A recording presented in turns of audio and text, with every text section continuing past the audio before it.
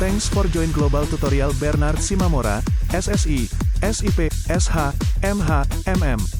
Subscribe, like, and share. Selamat mengikuti. Pengantar administrasi niaga. Topik 4 dari 50 topik. Lingkungan bisnis, bagian pertama. Lingkungan sosial. Lingkungan sosial ini terkait dengan unsur-unsur demografi yang mempengaruhi bisnis dan lapangan kerja. Latar belakang pelanggan yang berbeda, baik ras, agama maupun golongan, membuat lapangan kerja diisi oleh orang-orang dengan latar belakang yang berbeda-beda pula. Saat ini, keragaman tidak hanya dilihat dari suku, agama, ras, gender, tapi juga mencakup isu-isu sensitif seperti orientasi hidup, kepribadian, dan lain-lain. Perusahaan harus menjunjung tinggi keragaman yang ada agar dalam kegiatan operasional perusahaan dapat terhindar dari konflik-konflik seputar isu-isu di atas. Perubahan yang terjadi dalam lingkungan sosial dapat menjadi hambatan maupun peluang bagi pengembangan suatu usaha bisnis. Sebagai contoh, salah satu faktor demografi yang perlu diperhatikan adalah usia rata-rata penduduk suatu negara. Wirausahawan harus dapat melihat peluang dari perubahan yang terjadi dalam faktor demografis, yang dalam hal ini adalah faktor usia rata-rata penduduk. Sebagai contoh, meningkatnya penduduk lanjut usia di suatu negara, terutama di negara maju, dapat menjadi gambaran peluang pengembangan bisnis. Kesempatan bisnis yang ada adalah menghasilkan produk dan jasa yang disesuaikan dengan kebutuhan kelompok ini. Misalnya produk obat-obatan, perawatan kesehatan, rekreasi, asuransi, panti jompo, dan sebagainya. Contoh masalah perubahan tatanan sosial yang lain adalah terlihat dari tingginya tuntutan kebutuhan dan biaya hidup yang membuat kaum wanita khususnya ibu rumah tangga memilih untuk berkarir. Banyaknya wanita yang bekerja, membuat banyak perusahaan membuat program-program yang mendukung karir kaum wanita, seperti keringanan kerja pada masa hamil, waktu untuk mengurus anak, jam kerja yang fleksibel, dan sebagainya. Banyak pula perusahaan yang memberi kerja paruh waktu dengan tujuan memberi kesempatan para karyawannya untuk meluangkan banyak waktu dengan keluarga.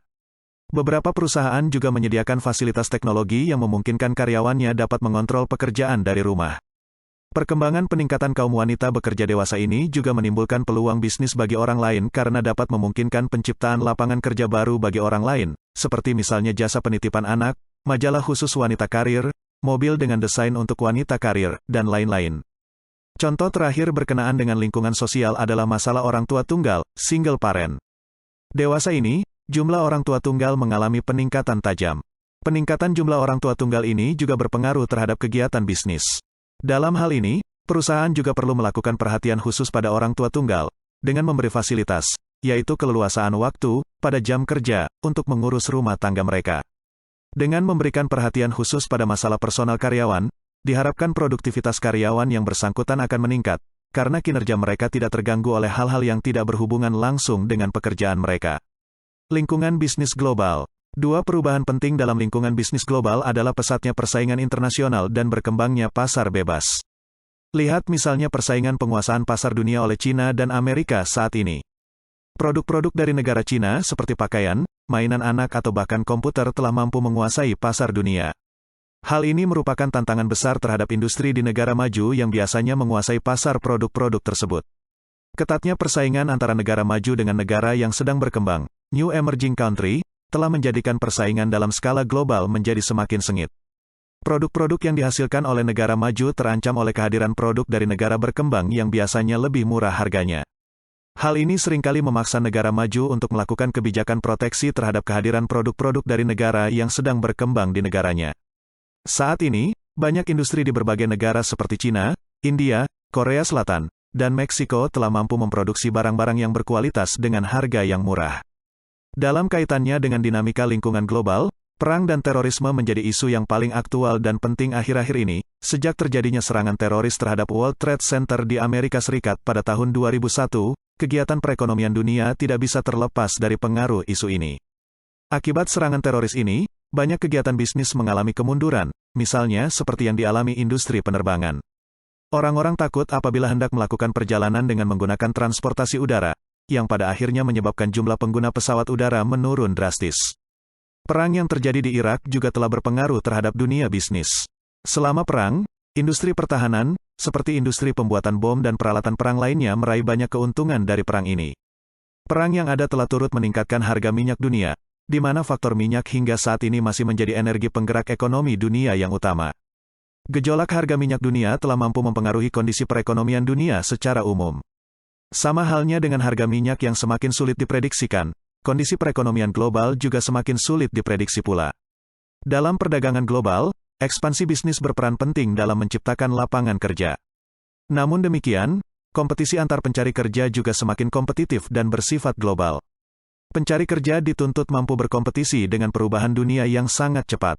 Pendidikan yang tinggi, penguasaan teknologi, penguasaan bahasa asing, dan berbagai kemampuan dan keahlian yang banyak akan dapat menunjang seseorang untuk mampu berkompetisi dalam persaingan kerja global tersebut. Pengaruh kondisi perekonomian terhadap bisnis. Bagian ini membahas berbagai sistem ekonomi di dunia dan pengaruhnya terhadap bisnis, penciptaan kesejahteraan, dan kualitas hidup. Ekonomi adalah studi tentang bagaimana masyarakat memilih sumber daya dan menggunakannya untuk memproduksi barang dan jasa, serta mendistribusikannya untuk dapat dikonsumsi oleh masyarakat. Ekonomi secara umum dapat dibagi dalam dua perspektif, yaitu ekonomi makro dan ekonomi mikro. Ekonomi makro mengarah pada jalannya perekonomian suatu bangsa sebagai satu kesatuan, sedangkan ekonomi mikro mengarah pada karakter masyarakat dan organisasi pada pasar tertentu. Misalnya, ketika ekonomi makro membahas bagaimana lapangan kerja dapat bertahan, maka ekonomi mikro cenderung membahas berapa banyak tenaga kerja yang mampu terserap dalam industri tertentu atau daerah tertentu. Beberapa ahli ekonomi mendefinisikan ekonomi sebagai kegiatan yang bertujuan untuk mengalokasikan sumber daya yang sifatnya terbatas. Para ahli ekonomi berpendapat bahwa sumber daya sifatnya terbatas dan harus digunakan sedemikian rupa untuk kepentingan masyarakat, dan hal ini biasanya merupakan tugas pemerintah. Penggunaan sumber daya dengan baik dapat dilakukan melalui pengembangan sumber daya, resource development. Pengembangan sumber daya ini merupakan langkah-langkah bagaimana meningkatkan sumber daya dan menciptakan kondisi yang mendukung pendayagunaannya secara efektif dan efisien. Pemerintah dan dunia bisnis memiliki andil dalam pengembangan sumber daya yang ada. Misalnya, dewasa ini bidang bisnis amat berperan dalam penemuan sumber energi yang baru, cara baru mengembangkan makanan baru atau terobosan baru dalam berbagai produk dan jasa yang bisa dikonsumsi masyarakat. Perbandingan antara jumlah sumber daya yang tersedia dengan tingkat kemampuannya untuk memenuhi kebutuhan manusia semakin timpang.